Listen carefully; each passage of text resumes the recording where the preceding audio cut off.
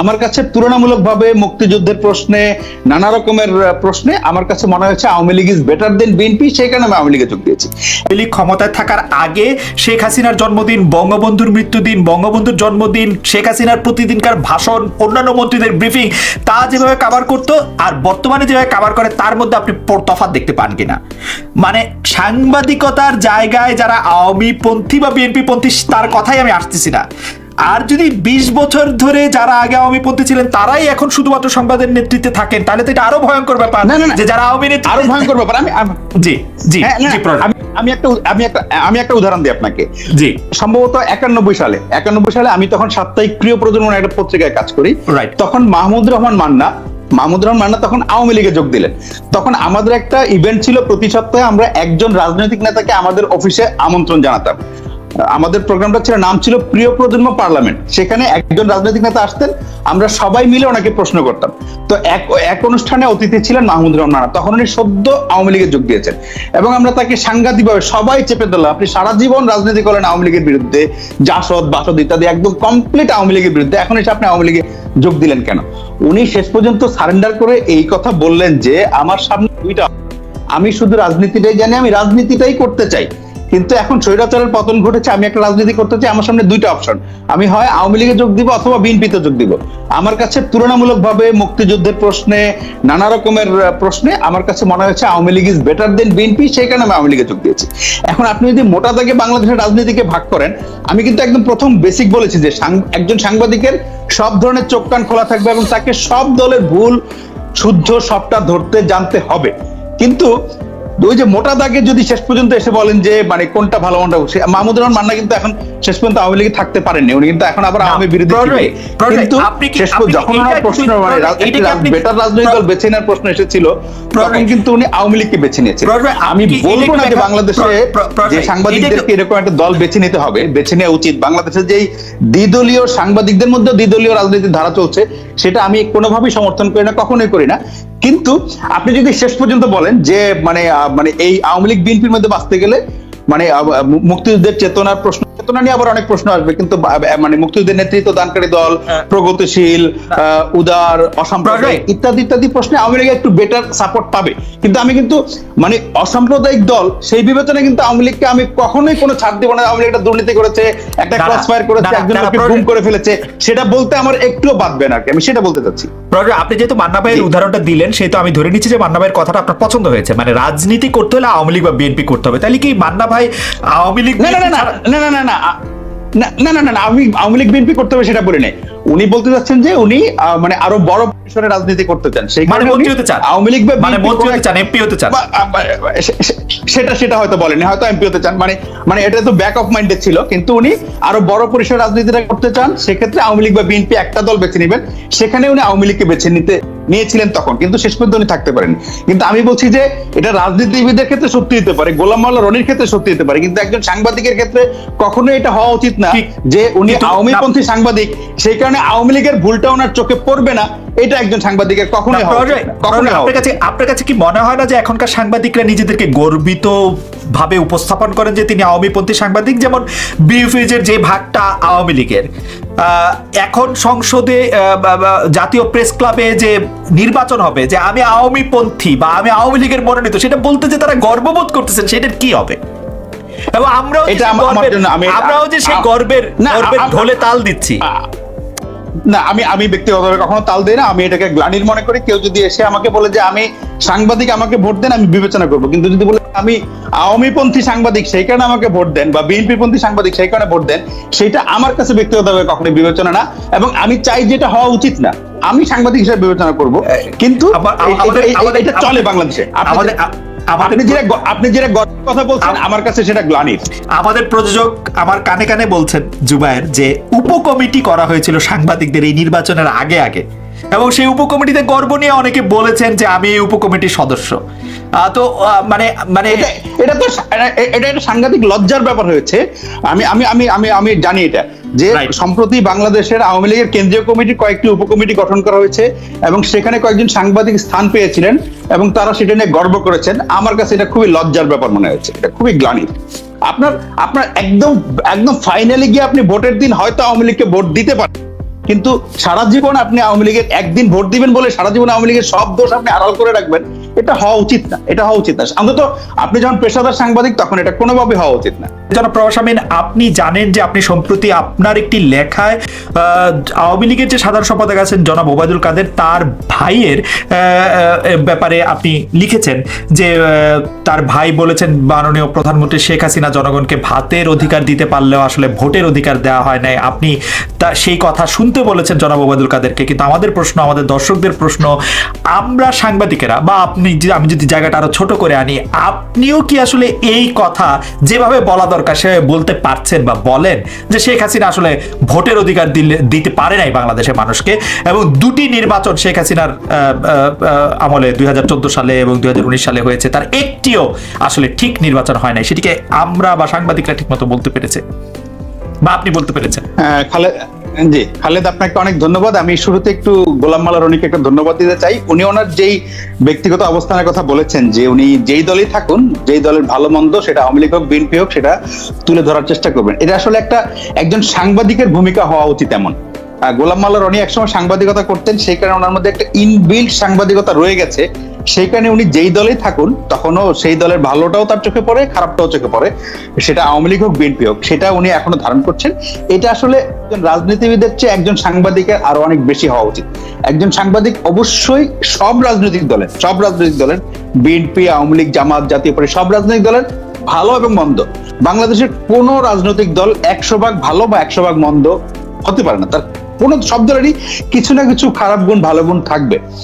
এখন অন্তত একজন সাংবাদিকের উচিত সব দলেরই ভালো মন্দটা যাচাই করার, তার সেরকম চোখ খোলা থাকা উচিত। আচ্ছা, আপনি নির্বাচনের কথা বলেছেন, আমি যদি আমার ব্যক্তিগত কথা বলি, আপনি বলেছেন যে আমি সবগুলা কথা বলতে পারছি কিনা। আপনি জানেন আমি নিয়মিতই লেখালেখি করি, এবং আমি যদি আপনি আমাকে বলেন যে আপনি যদি আমার অতীতের লেখালেখির ট্র্যাক রেকর্ডের কথা যদি বলি, বাংলাদেশে নির্বাচন ভালো হয় নাই, আমি সেটাকে ভালো বলেছি এমন ঘটনা একটাও ঘটেনি।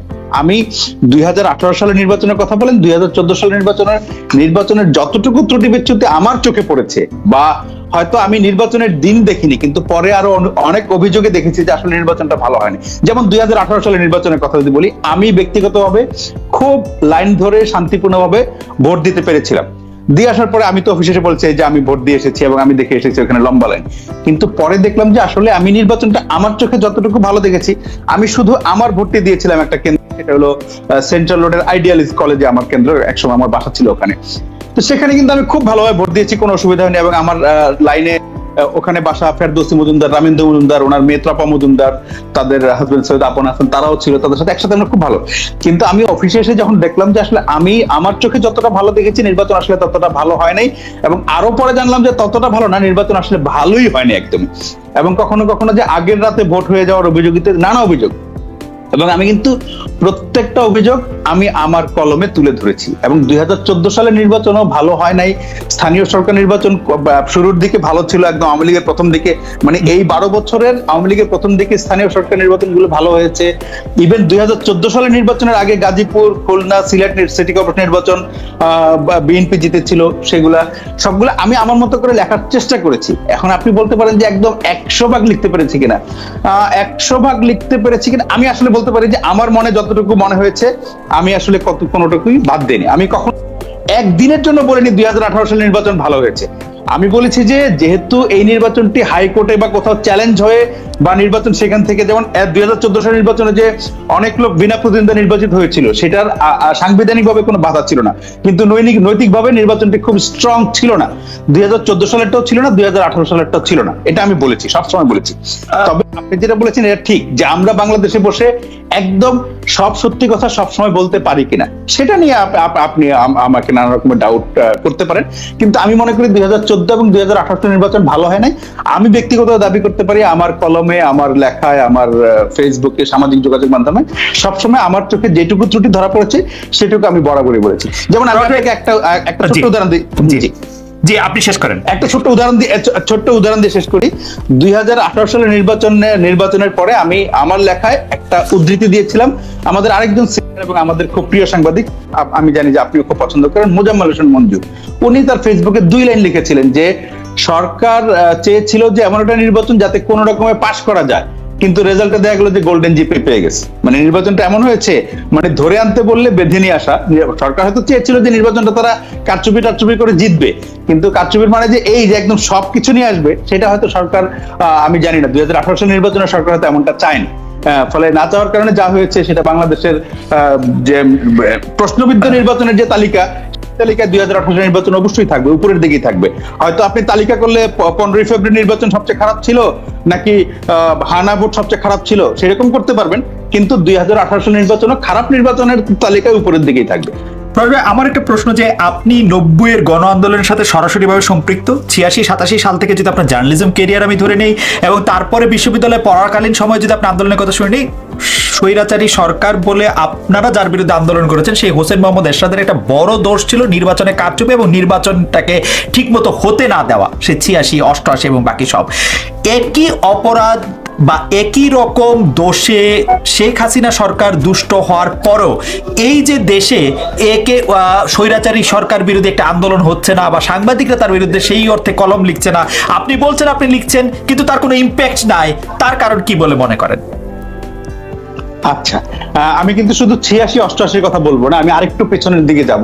বাংলাদেশে কিন্তু 75-এর পরে যে সামরিক সরকার, আমি যদি একদম ব্যক্তি ধরে বলি, জিয়াউর রহমান এবং এরশাদের আমলের দুইটা পিরিয়ড যদি একসাথে, তাইলে এই দুই আমলে কিন্তু নির্বাচনগুলো অনেক ম্যানিপুলেট করা হয়েছে, কখনো মাস্তানি দিয়ে হয়েছে। জিয়াউর রহমানের সময় 79 সালের নির্বাচন, হানা ভোট, এরশাদের আমলের 86 এবং 88 নির্বাচন, এই সবগুলো নির্বাচনী প্রশ্নবিদ্ধ, এবং আমরা জানতাম তখন যে কি হচ্ছে এবং তার বিরুদ্ধে আন্দোলন। এখন আসলে আপনি যদি বলেন যে আন্দোলন করার, যেমন আমি সর্বশেষ একটা লেখা গত পরশুদিন একটা লেখায় লিখেছি, যেমন মির্জা ফখরুল ইসলাম আলমগীর বলেছেন যে গণ অভ্যুত্থান ছাড়া এই সরকারকে হটানোর আর কোনো উপায় নেই, মানে হঠাৎ করে গণ অভ্যুত্থান লাগবে। তার সপ্তাহ আগে মাহমুদুর রহমান মান্না একটি অনুষ্ঠানে বলেছেন যে লাখখানেক লোক ঢাকার রাস্তায় নেমে গেলে সরকারকে ফেলে দেওয়া যাবে। এখন প্রশ্ন হলো যে আপনার যে কোনো আন্দোলন করতে হলে আপনার তো গণ অভ্যুত্থান করতে গেলেও জনগণ লাগবে, তারপরে ঢাকার রাস্তায় 1 লাখ লোক নামাইতে হলে আপনার 1 লাখ লোক তো লাগবে। এখন আমরা এরশাদ বিরোধী আন্দোলনের কথা যদি বলেন, এরশাদ বিরোধী আন্দোলন সফল হয়েছিল শেষ পর্যন্ত এই কারণে যে মানে লাখ লোক রাস্তায় নেমেছিল। আমার প্রশ্নটা কিন্তু খুব স্পেসিফিক। হোসেন মোহাম্মদ এরশাদের বিরুদ্ধে আপনি যে কারণে লেখালেখি করেছেন, যে কারণে পথের আন্দোলন করেছেন, সেই একই কারণ থাকা সত্ত্বেও শেখ হাসিনার বিরুদ্ধে আপনি আন্দোলন করছেন না কেন? আচ্ছা, পার্থক্য দুটো হলো যে মানে স্বৈরাচার এরশাদের সময় আমি ছিলাম একজন ছাত্র এবং আমি তখন রাজনীতি করতাম, আমি অ্যাক্টিভিস্ট ছিলাম, আমি স্বৈরাচারের বিরুদ্ধে তখন আন্দোলন করেছি। এখন কিন্তু আমার পেশাটা পাল্টে গেছে, এখন আমার পেশা হলো সাংবাদিকতা। আমার দায়িত্ব হলো যে আমার কলমে আমি সত্যিটা লিখছি কিনা। আমি চেষ্টা করছি, আপনি যেটা বলছেন আমাকে শুরুতে যে 100 ভাগ লিখতে পারছি কিনা, 100 ভাগ লিখতে পারছি কিনা সেটা নিয়ে আপনার সাথে আমি তর্ক করতে পারি, কিন্তু আমি আমার কলমে আমি বলতে পারি এখন পর্যন্ত বাংলাদেশে একটা অন্যায় হয়েছে, আমি সেই অন্যায়কে সাপোর্ট করেছি, সেই অন্যায় প্রতিবাদ করি নাই, এমন একটি উদাহরণ আমি আপনার মানে কেউ দিতে পারবে না। কিন্তু এখন যদি বলেন যে একজন সাংবাদিক হিসাবে তো আমি মাঠে নেমে আন্দোলন করব না, আমি যখন ছাত্র রাজনীতি করতাম, আমি যদি এখন ছাত্র থাকতাম তাহলে আমি কি করতাম সেটা নিয়ে আমি তখন আপনি আমাকে বলতে পারবেন। কেন তুলনাটা আসছে, সেই সময় কিন্তু বিচিন্তা গ্রুপ বা খবরের কাগজ গ্রুপ বা আজকের কাগজ, ভোরের কাগজ হয়ে কিন্তু একটা আন্দোলনের জায়গা থেকেই সংবাদপত্র পরিচালিত হয়েছে। সেই সময় কিন্তু সম্পাদকেরা সেই আন্দোলনে অংশ নিয়েছেন। আপনি এখন বার্তা প্রধান, আপনি কেন সেই আন্দোলনের মধ্যে নিজেকে অংশ নিচ্ছেন না? সেটি নিশ্চয়ই আমরা যারা সাংবাদিকতা ছাত্র তারা আপনাদের বারবারই এই প্রশ্ন করব বা এই প্রশ্ন অবশ্যই।